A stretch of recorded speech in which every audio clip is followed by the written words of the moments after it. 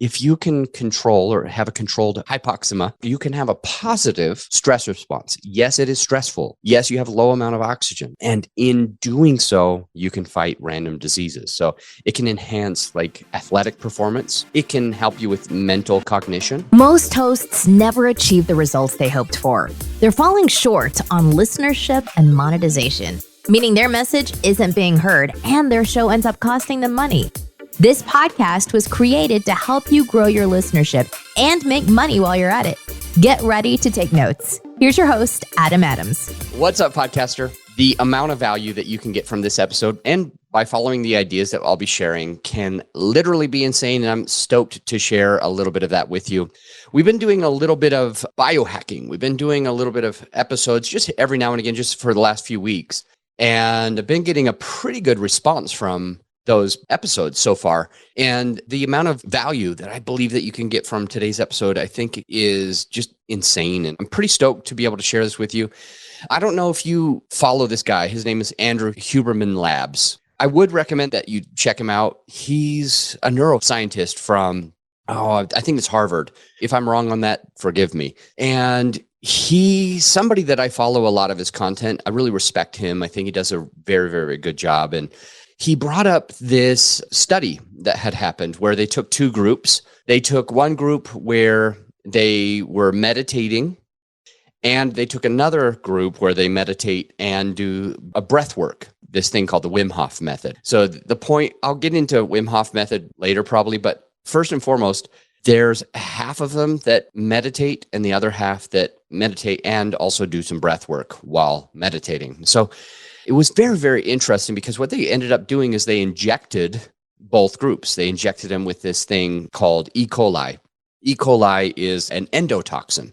I was going to call it a neurotoxin, but endotoxin. And so they injected two groups and they found something super duper interesting.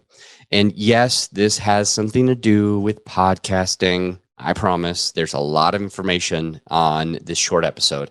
And it does have something to do for you, even if we're talking a little bit about breath work and E. coli. They take these two groups, the meditators and the breathers. And the meditators, they just sit there and focus on the happiness and the goodness. And then they have the breath work people that control their breath in a certain way while meditating. And they see what ends up happening. And the people that got that, well, they were all injected with E. coli. An endotoxin. All of them were. The meditators alone simply got really, really sick. They got fevers and so much more. And the people that controlled their breath using this thing called the Wim Hof method, interestingly enough, that group of people ended up, most of them not getting sick at all, but a few of them getting a little bit sick, being able to avoid the sickness very, very quickly. So Wim Hof, this guy who developed this breath work, that one of these two groups that Andrew Huberman mentioned in this study, this guy named Wim Hof, some people call him the Iceman. I think he has 20 some odd world records of just insane things. I'll name three. He spent 2 hours. You've heard I do ice baths. I love ice baths. I did another one this morning. I did 4 minutes this morning. I love the way that I feel after being in there for a couple of minutes. It's amazing. And I think it would be very, very challenging to be in there for much more than 12 minutes. Now, I've done 12 and a half minutes, and my fingers, my hands were frozen. They were numb. So when I got out of the ice bath after 12 minutes, it was pretty scary because I wondered if I would be able to use my hands again. That was a legitimate concern. As I got out of the ice bath, I was 12 and a half minutes at 33 degrees, a shit ton of ice, and got a video of it as well. As I sit there, I'm like, okay, this doesn't hurt anymore. Well, of course, because I went numb. So I get out of the ice bath and I'm like, oh crap, I'm not going to be able to put my hands down to like brace myself to get up. And the reason that I was concerned about that is because I didn't know if I couldn't like move my hands. I couldn't even feel my hands. So I felt like if I did put my weight, I'm not a small guy. I did feel like if I put my weight on myself, I might break my wrist or a finger or something. I might do something dangerous. Maybe my hand was so frozen that it would snap because it was brittle. Not a valid concern, but it was, however, a concern that I had at the time. So this guy named Wim Hof, he's done 20 some odd world records, Guinness records as well. I don't think all 20 of them are in the book of Guinness, but the point is, One of those things is he went under the ice for 2 hours without lowering his core body temp. I was curious today. So I had a regular core body temp. It was like 99 degrees. It was pretty normal when I got into the ice bath, and I checked it after, and went to 96 degrees, 96.1 degrees. I thought that was interesting because I'm thinking about this guy named Wim Hof. He was in there for 2 hours and his core body temperature didn't go lower. But anyway, so he has one record is he was in the ice for 2 hours. Another record is he literally climbed Mount Everest in just his shorts. Now, who of you knows already that Mount Everest has the most amount of dead people, the most amount of just people that couldn't do it? They had backpacks, they had food, they had ice picks. This guy, Wim Hof, climbed Mount Everest just wearing shorts. He didn't have a shirt on. So he was incredibly cold. And I mean, he didn't have all of the food and everything that others had, and he was able to do this. So he has a world record there as well. And a third thing is just similarly to the two groups that Andrew Huberman was talking about, where they were both groups were injected with E. coli, a endotoxin. Now, Wim Hof, he went into a lab and he was injected voluntarily with an endotoxin. There's a bunch of different ones like E. coli and salmonella and other different toxins that would fit within endotoxin. At any rate, as he injected himself, he used this thing called breathwork, and he was able to fight the sickness completely by just controlling the way that he breathes.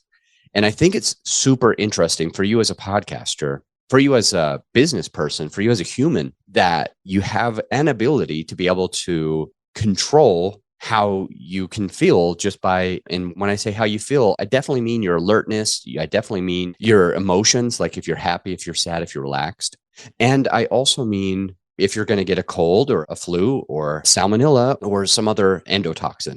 But he was injected with this and he was able to avoid it by breathing a certain way. I'm going to get into just a little bit of that. But first, I want to talk just briefly about there's sympathetic and then there's parasympathetic. Sympathetic nervous system or sympathetic response is going to be alertness, awakeness. It's your fight or flight response. And then the parasitic is the more relaxed. That's where we rest and digest. So sympathetic, fight and flight, parasympathetic, rest and digest. Interestingly enough, this is like a side note as I was doing some additional research before making this podcast, because I was curious. As I was doing research for this additional research, I was curious. I was thinking to myself, in what way do we get like sexually aroused and perform better? And I thought it was interesting because there's one random difference. You would think that the sympathetic response, the alertness and the fight and flight would be better there. But randomly enough, it's the parasympathetic, rest and digest. It's the relaxed part where we're at that peak sexually. It's kind of interesting. And I think that's might be why many couples do things more in the morning and the evening versus midday. At any rate, lots of interesting stuff. Sympathetic, alert, fight and flight, parasympathetic, relaxed, rest and digest. Now, there's a reason why I'm bringing this up is because you can control the sympathetic or the parasympathetic. You can control it by the way that you breathe. That means if you're going into an interview on your podcast, if you want it to go a certain way, you can control that situation ahead of time. I realize when I get into the ice bath and when I see other people that I coach and help with ice baths and stuff like that, I notice that we get into the sympathetic, the alertness, the fight and flight. We start breathing really, really fast and deep and heavy, shallow, kind of not deep, but shallow and quick because we're freaking out. We think that we're going to die because it's so freaking cold, right? And what I've learned over a long time of doing ice baths myself is that I have to get in and I have to start to relax. I have to control my breathing into that parasympathetic, the relaxed, the rest and digest. And I've been able to do that over time. And same with Wim Hof, who has those many records. And I mentioned 3 of them a little bit ago.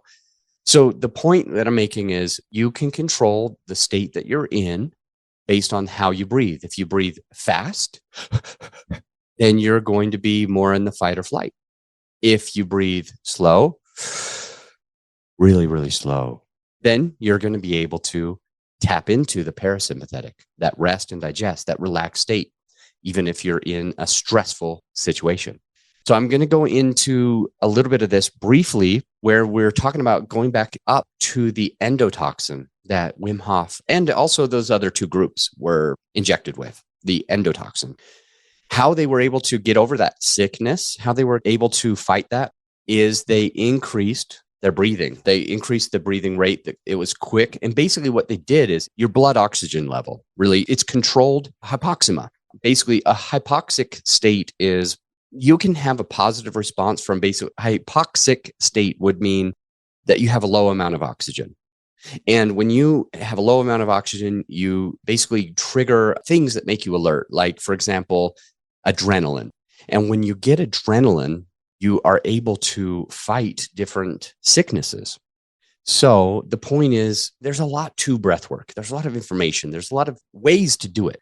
And what I'm talking about here is, like, if you can control or have a controlled hypoxemia, basically you can have a positive stress response. Yes, it is stressful. Yes, you have a low amount of oxygen. And in doing so, you can fight random diseases. So it can enhance like athletic performance. It can help you with mental cognition, brain plasticity. It can help you with your body composition, like looking better, feeling better, having more muscle versus fat. It can reduce a lot of risk of any type of cardiovascular disease.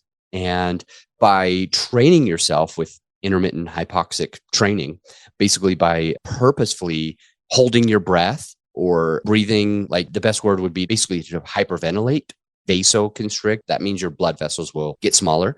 When you do these things on purpose, when you do intermittent hypoxic training, the military does this. Olympic athletes do this.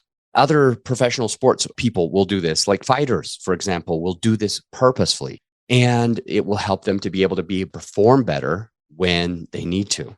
So you do that intentionally. And yes, it improves your immune system. Yes, it improves your mental cognition. Yes, it improves like your athletic performance. And it can also help you increase your, what's the word for it? Immune system as well. So that is on the one side. I'm going to give you just a bit more information because this is interesting, and I'm trying to help you so that if you do want to focus on this, you don't need to hire a coach for a whole bunch of money or something like that. But I'm trying to give you some basics so that when you go into a podcast interview, you know which way to breathe. So I'm going to give you a couple of ways to breathe that will help you to be able to focus. And so let me share with you that there are many, many different types of this. There's the Wim Hof breathing method that we already kind of mentioned.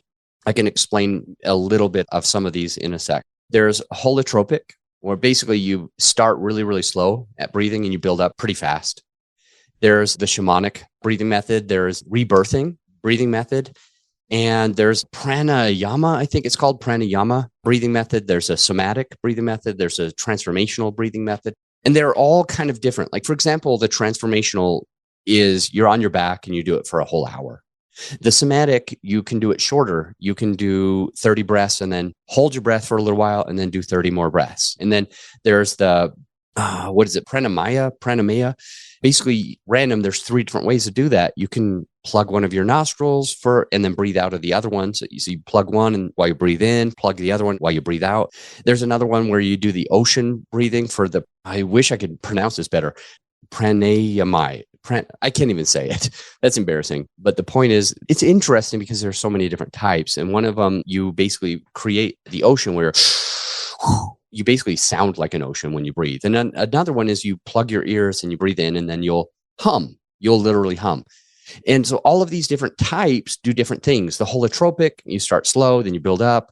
The shamanic does a little bit differently.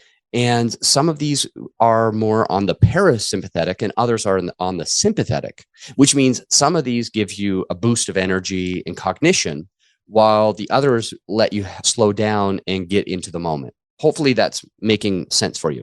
And another random thing is there's this thing called controlled pause. There's this controlled pause where you just, after practicing this breathing, you figure out how many seconds. You can hold your breath while all of your air is out.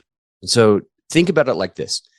Some of these breathwork types, some of them, you're lying on your back. Others, you're sitting up. Now, most likely, you're not going to want to be in water where you could drown or standing up where you could pass out and fall down.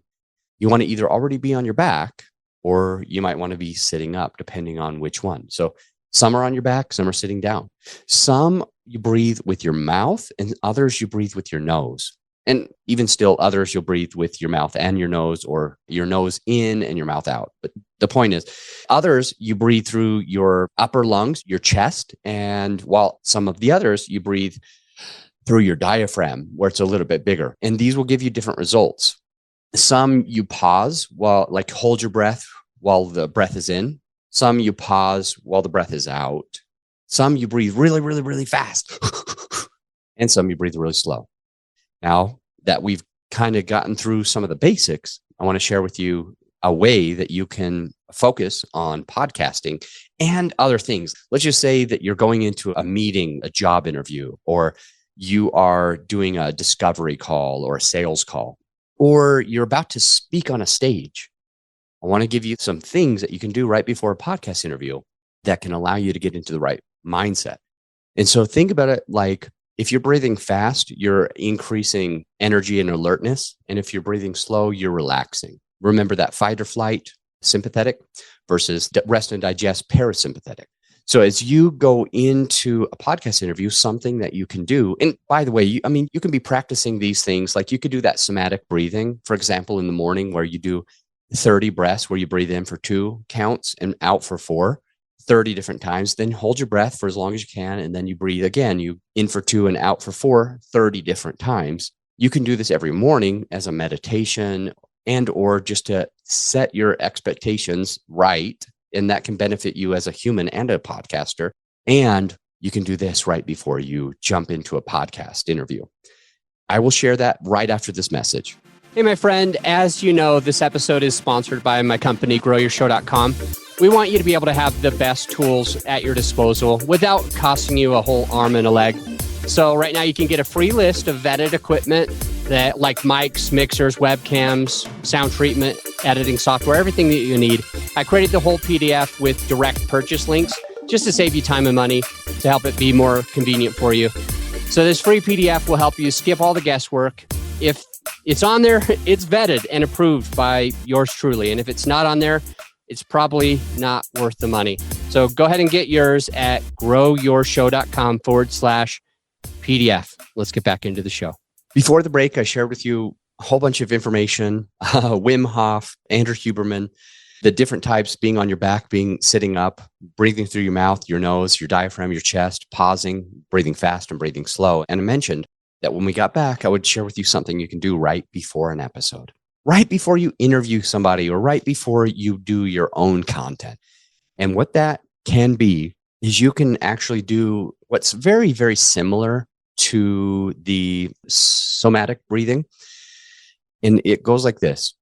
Well, there's a combination. So what I would recommend is you would breathe in 3 times as deep as you can. In. So you're completely full of air.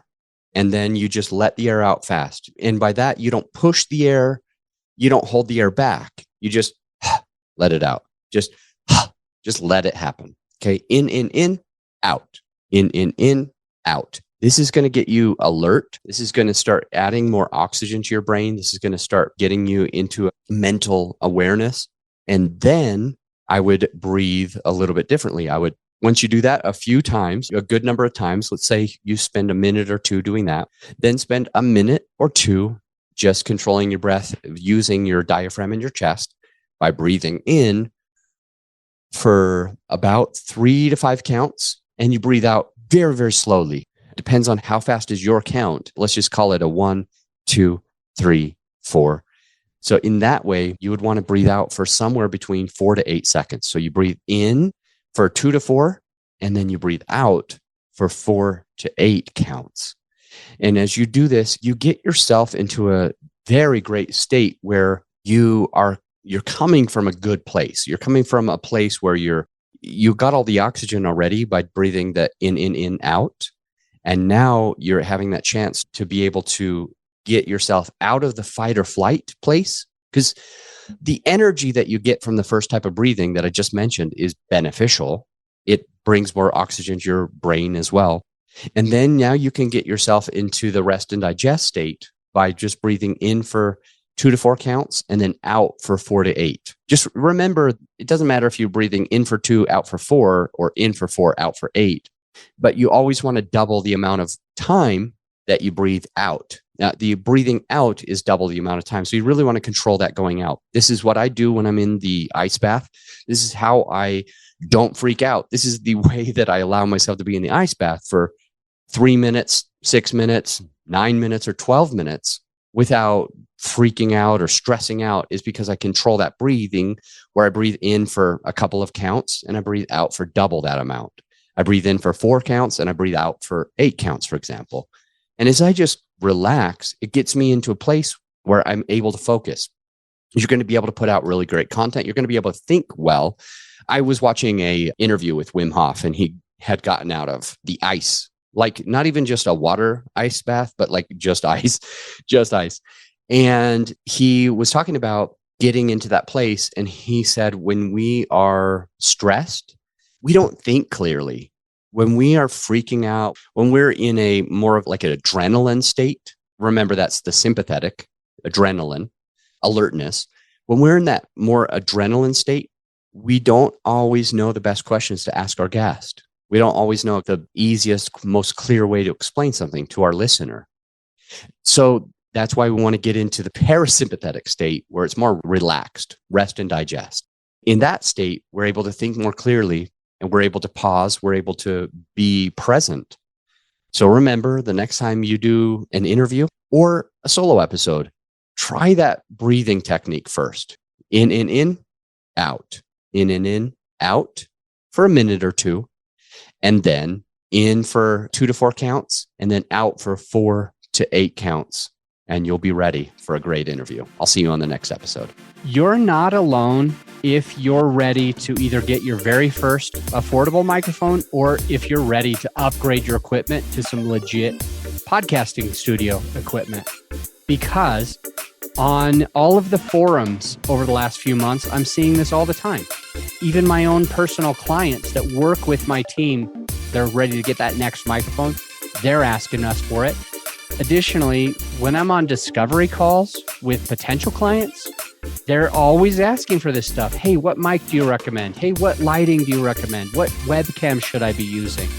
So many questions. And so what we did, my whole team has put together a PDF so that if you're one of those people who is looking to either get your very first affordable microphone, or if you're ready to upgrade your equipment to more professional podcast studio equipment, whether it's soundproofing or whatever, we've got you covered by going to growyourshow.com/PDF. And you can download the PDF for free, or right there on the webpage is everything that you would have, and you don't need to download the PDF. Either way, just go to growyourshow.com/PDF, which will put you to the podcasting equipment that me and my team have personally vetted.